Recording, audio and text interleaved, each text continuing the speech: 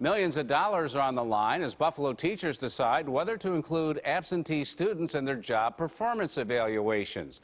Delegates are meeting at the Hearthstone Manor in Depew, where News 4's George Rickard is following the outcome of tonight's vote. George?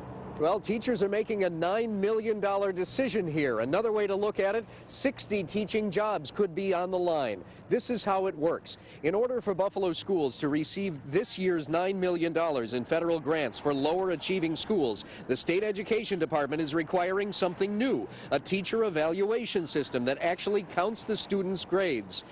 Buffalo teachers are okay with that, but they put in a clause that this system shouldn't count children who haven't even come to school 80% of the time. The state doesn't like that clause. So teachers are deciding today whether to hold their ground and risk the loss of $9 million in funding or drop the clause altogether.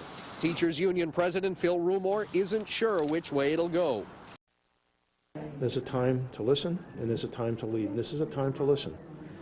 This is also not unusual. Whenever there's anything dealing with teacher evaluation, there's always the document always has gone out to the teachers in the building. And the delegates will then come back with a consensus of it. This is was actually votes going on in the building. That's the only change this time.